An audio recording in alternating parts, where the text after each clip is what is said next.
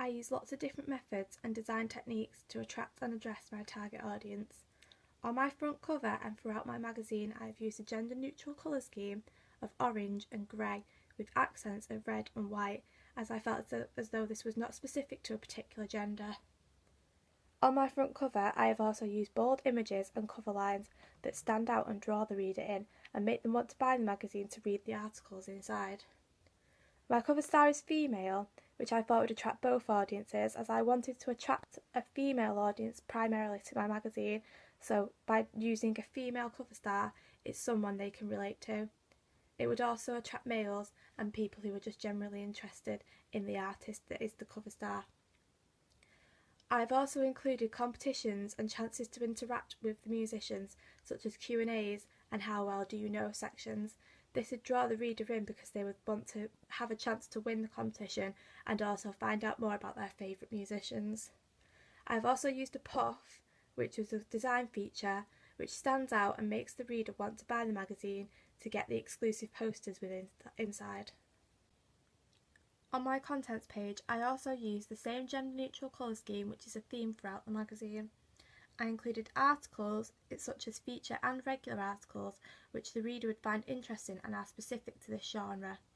I also included more competitions, which would again attract the reader as they would want a chance to win these competitions. I included a note from the editor, which gives the reader information and details on how they can interact with the magazine and become more involved, and also thanking them for buying the first edition of this magazine.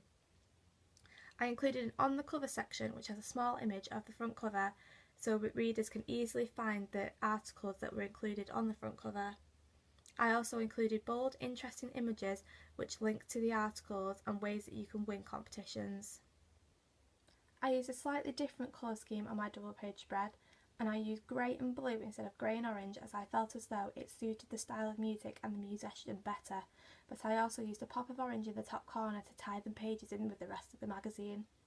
In the top corner I used the words exclusive interview, which would draw the reader in as they would feel as though they could not read this article anywhere else and that it would be really interesting.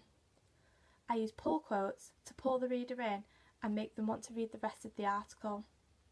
I also used a bold and striking title with a range of different fonts, as this is something I felt was unique and I hadn't seen done regularly before. I also used a kicker, which had a brief summary of the article and would make the reader want to read more.